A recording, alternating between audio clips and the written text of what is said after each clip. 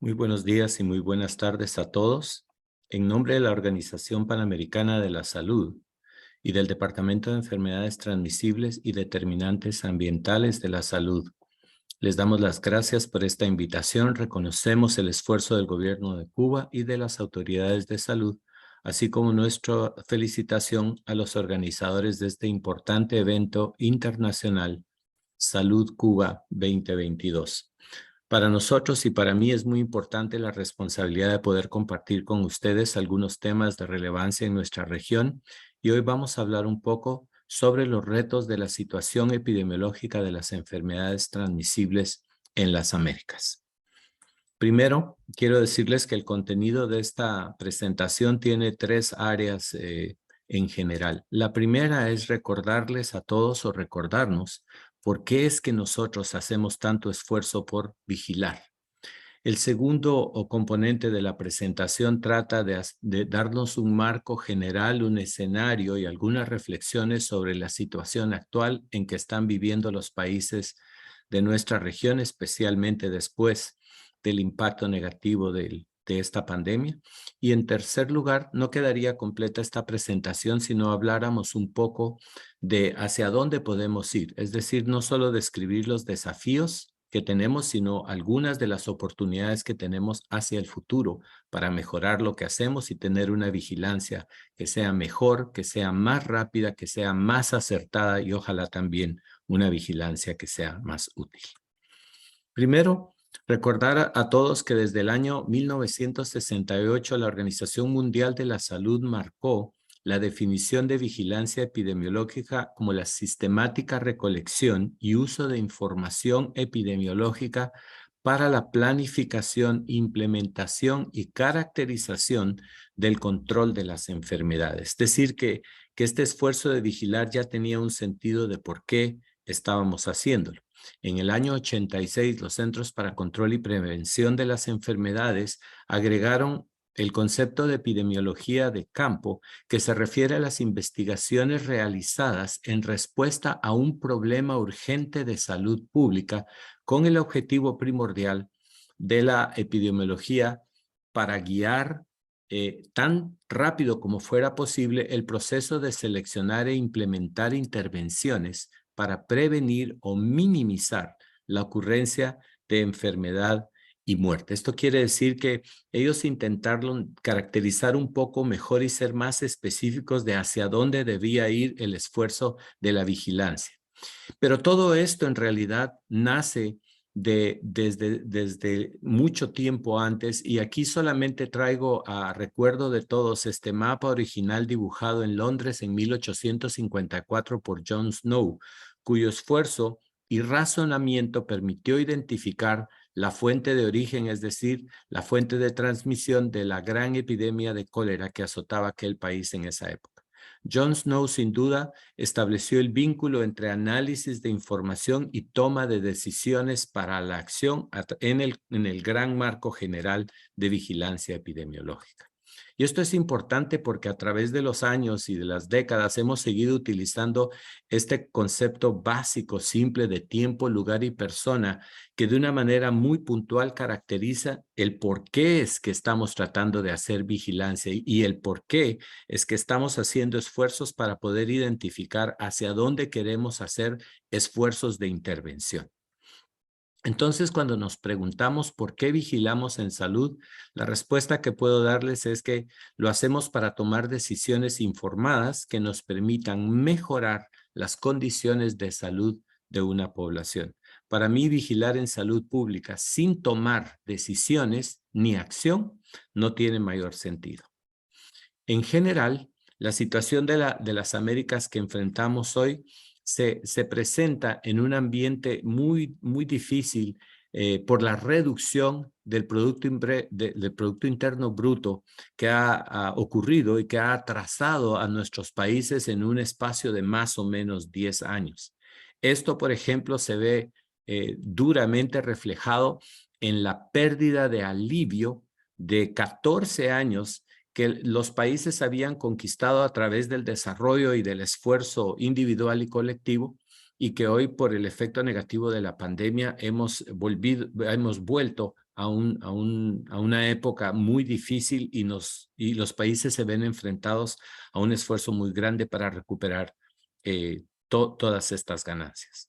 ¿Cómo, por ejemplo, se refleja esto específicamente en la pandemia? Pues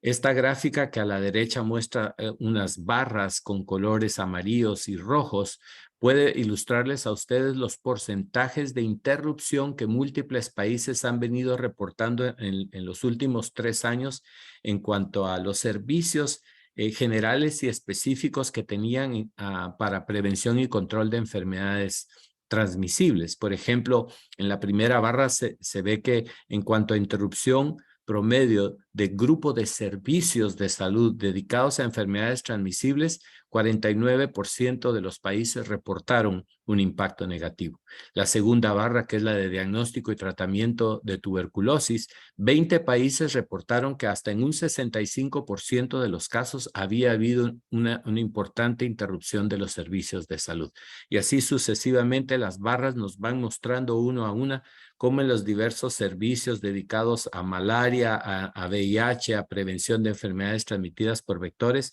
los países sufrieron sin duda, perdón, un gasto una disminución e inclusive una interrupción muy importante del esfuerzo que regularmente mantenían para contrarrestar el impacto de las enfermedades transmisibles. En este contexto tan negativo, es importante que recordemos que del lado izquierdo en esta gráfica vemos un mapa con colores que van desde el verde hasta el rojo. Mientras más anaranjado y más rojo se ve el país, quiere decir que es mayor el número de enfermedades que suceden, que permanecen simultáneamente en una región o en todo el país. Y a la derecha tenemos el listado completo de los países y territorios en la región de las Américas hacia abajo, y hacia la derecha las enfermedades transmitidas por vectores y enfermedades desatendidas infecciosas que tenemos en nuestra región. Y como ustedes pueden ver, no hay país de nuestra región que no reporte constantemente una o más de estas enfermedades como endémicas en su territorio, lo que refleja el importante peso que en salud pública tiene seguir combatiendo estas enfermedades.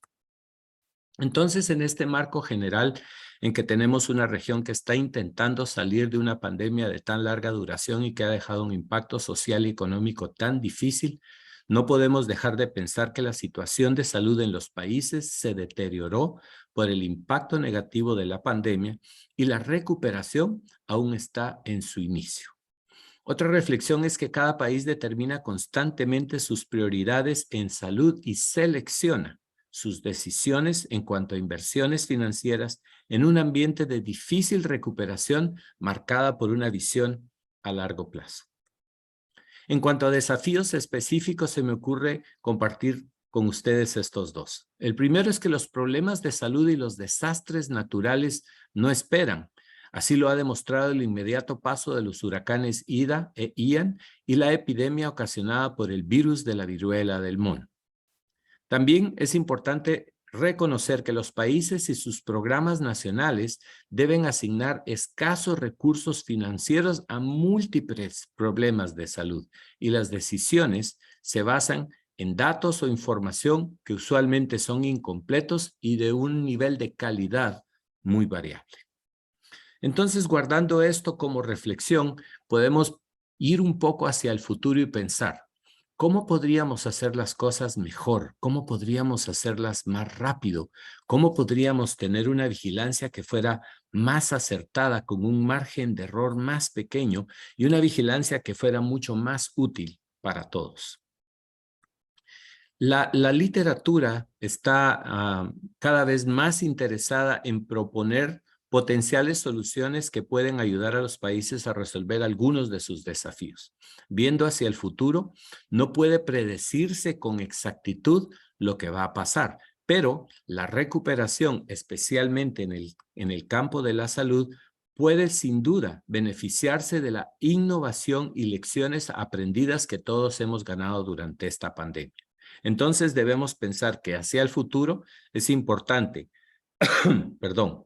ampliar el acceso a la información, garantizar que ese acceso a la información esté acelerado en velocidad y que haya una mejor calidad, es decir, en cuanto a certeza y exactitud de la información que se obtiene y que eso nos ayude a contener los costos de acceso a la información.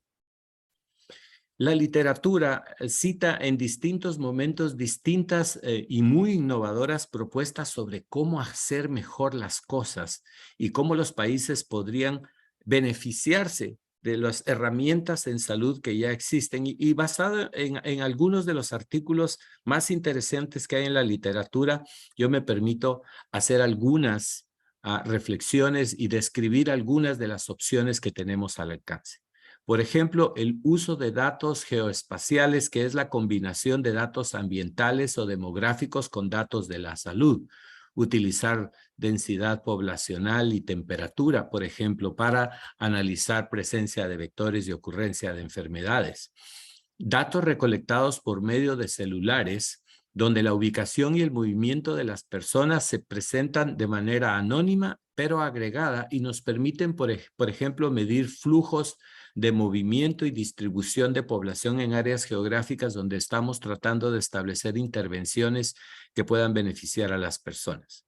La secuenciación genética, es decir, epidemiología molecular, que se ha venido usando históricamente, pero que cada vez más se hace presente y nos deja saber que tiene un papel fundamental que cumplir, apoyando la exactitud con la que podemos usar información y tomar decisiones para la acción.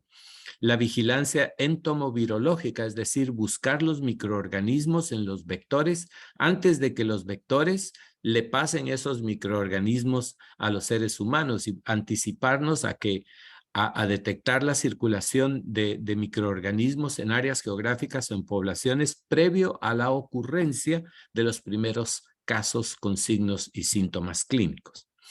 Otra opción que tenemos es más y mejor uso de la tecnología computacional, es decir, equipos de computación que permitan colectar y analizar más rápido y con más exactitud la información que tenemos. Lo mismo para equipos de laboratorio que nos permitan diagnosticar con mayor especificidad y calidad y un margen de error muy pequeño.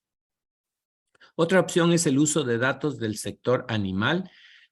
manteniendo todos presente el enfoque de una salud, porque recordemos que hasta el 75% de las enfermedades emergentes a las que nos confrontamos hoy tienen un origen zoonótico y la combinación de información recolectada en el mundo de la agropecuaria y combinado con el análisis de información del mundo de la salud pública puede resultar en gran beneficio si esto se hace sistemática y ordenadamente. Finalmente, hacer el uso de la epidemiología participativa como una propuesta que trae a hacer a la comunidad en general un miembro activo del reporte de ocurrencia de eventos en salud pública que pudieran tener interés. Hay varios ejemplos alrededor del mundo, hay formas de hacerlo y es una opción más que los países deben pensar y explorar para ver la utilidad que ella pueda tener, sea que se aplique a nivel local, intermedio o nacional. Aquí les traigo, por ejemplo, algunas de las innovaciones que OPS ha podido desarrollar en los últimos 3 años en el medio de una pandemia, restringidos a hacer visitas físicas a los países, donde se desarrollaron lo que ahora se llama las plataformas de información en el tema específico de arbovirus, pero que pueden ser extendidas a otros temas y que la organización ya está trabajando. Estos son espacios de colaboración virtual con contenidos interactivos, dinámicos y generados de manera espontánea y actualizados de forma automática. Esta interacción se da entre personal técnico de la organización y los cuerpos técnicos de los ministerios de salud de los países. En el lado izquierdo les mostramos algunas imágenes porque hay más de 800 visualizaciones de datos epidemiológicos desagregados sobre dengue, chikungunya y Zika para 52 países de nuestra región.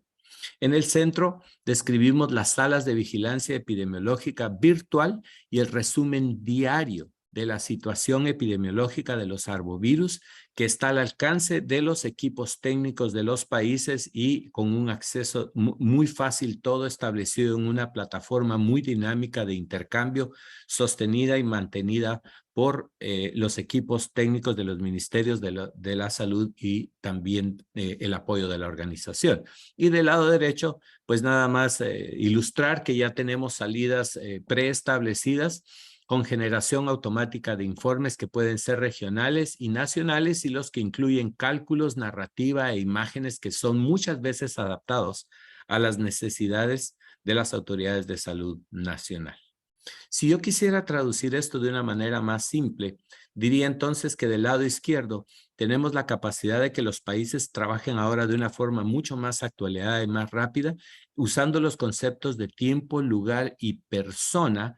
casi con datos en tiempo real y adaptados para su país. Y estos datos son transferidos a salas de situación virtual con análisis automatizados para que se generen escenarios e informaciones que permitan a las autoridades de salud tomar decisiones con información que es muy reciente, muy actualizada y que considera distintos niveles de alimentación, información clínica, información entomológica, información de laboratorio, información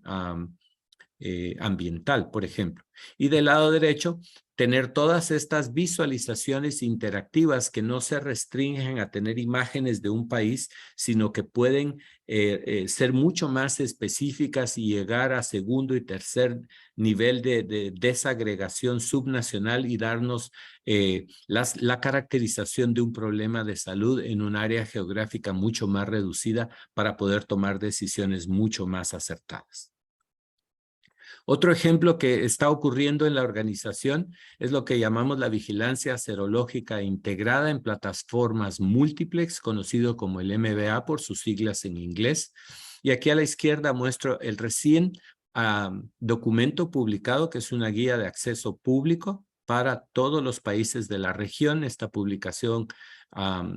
muy pronto estará disponible en español también, y es una herramienta de vigilancia que ofrece a los países la posibilidad de utilizar anticuerpos como biomarcadores y analizar la dinámica de tiempo, lugar y persona en las poblaciones en cuanto a una enfermedad específica y de una forma mucho más efectiva. ¿Qué permite hacer esta vigilancia serológica integrada? Medir nivel de protección o de inmunidad que tenga una población o grupo de personas a ciertas enfermedades. Medir el nivel de exposición, es decir, que ya haya tenido contacto previo o reciente a una infección, es decir, que haya presencia de anticuerpos en la persona estudiada, aún antes de que ocurran los primeros signos o síntomas clínicos como expresión de la enfermedad. Esta metodología puede medir simultáneamente anticuerpos de hasta 500 antígenos de enfermedades utilizando una sola gota de sangre periférica tomada y recolectada en un papel filtro que puede fácilmente transportarse de cualquier región aislada del país a un laboratorio que, de contar con el equipo, tendría una facilidad de procesar. La visión última de esta tecnología es que logren hacerse los análisis en el lugar de toma de la muestra, para lo cual ya hay empresas trabajando en esto. Sabemos que el costo sigue siendo un desafío, pero dada la importancia y la presión que la pandemia ha impuesto en el mundo, estamos viendo que la tecnología y los costos están avanzando y estamos mejorando la posibilidad de que pronto, además de los países de las Américas que hace ya unos 4 años están trabajando como países piloto, demostrando que es posible utilizar esta herramienta como un fuerte aliado en el fortalecimiento de la vigilancia epidemiológica, podamos avanzar para tener una vigilancia que sea más certera, más rápida y mucho más barata. Este, por ejemplo, es un mapa de un país de nuestra región que muestra claramente la distribución de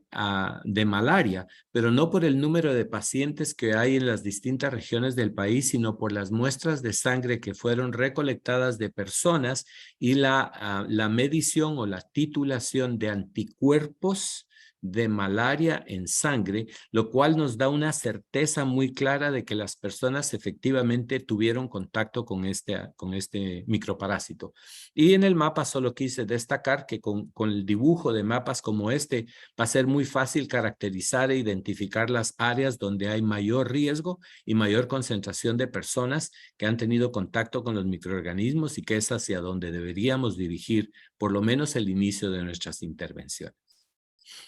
Con esto solo quiero finalizar diciendo que herramientas como la vigilancia serológica integrada se pueden utilizar en diferentes escenarios, sea que tengamos regiones que no tienen vigilancia y que no tienen información y donde las encuestas de vigilancia serológica podrían ser la primera fuente de información para entender qué pasa en una región, donde hay regiones geográficas que tienen sistemas de vigilancia que son irregulares o interrumpidos o incompletos o que no tienen coberturas adecuadas y que esta vigilancia serológica podría complementar o mejorar la cobertura y calidad de la información que queremos obtener, aunque esta fuera puntual. Áreas de vigilancia que son muy robustas en países donde tienen sistemas que funcionan muy bien, pero quieren medir el impacto de algunas intervenciones. Queremos, por ejemplo, saber si todas las personas en un área geográfica recibieron vacuna y podemos medir los anticuerpos a esta enfermedad y determinar el porcentaje real, objetivo, de las personas que tengan ya anticuerpos contra una enfermedad específica a quien se quiere proteger en la población. Y en lugares donde se ha alcanzado, por ejemplo, la eliminación completa de una enfermedad, utilizar esta herramienta para secuencialmente cada 3, 5, 8, 10 años hacer encuestas serológicas y determinar si la población se mantiene negativa a la presencia de anticuerpos a alguna enfermedad cuyo contacto se reflejaría en anticuerpos en una persona y podríamos sospechar del restablecimiento o reintroducción de una enfermedad a un área geográfica específica. Estas son solo algunas de las cosas que están ocurriendo. Yo quisiera dejar como consideraciones finales en esta conversación con ustedes las siguientes reflexiones. Primero, la vigilancia epidemiológica es una herramienta históricamente desarrollada para tomar decisiones en salud. Tiene un propósito y debemos recordarlo. Segundo, la situación actual de salud en los países de las Américas refleja un deterioro provocado por el impacto negativo social y económico de la pandemia durante los últimos 3 años. Es importante, como número 3, pensar que la recuperación será lenta y es una gran oportunidad para cambiar y para mejorar todos los aspectos del sistema que den paso a un sistema de salud pública que funcione mejor, apoyado en una vigilancia en salud que sea mejor, más rápida, más asertiva, más útil y mucho más costo efectiva.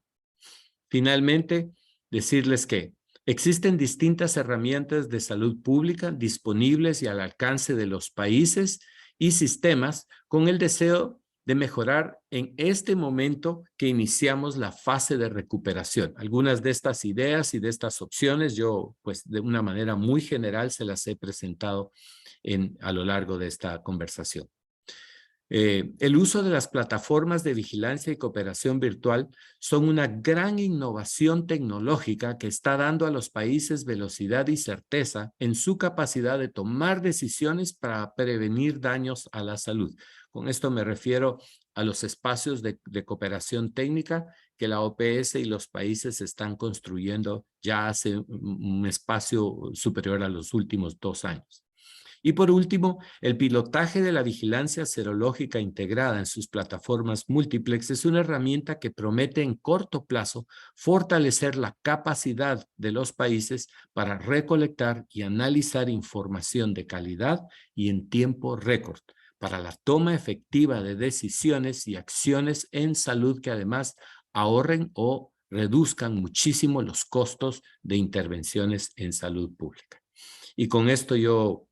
llego al final de mi presentación. Los dejo con la reflexión de que con las lecciones aprendidas del pasado y las reflexiones del presente, podemos hacer una planificación futura mucho mejor para alcanzar una vigilancia epidemiológica útil y oportuna para todos. Y con esto les doy las gracias y quedo a las órdenes. Espero que la comunicación lo permita y estaría encantado de poder comentar y responder alguna pregunta. Muchísimas gracias a todos.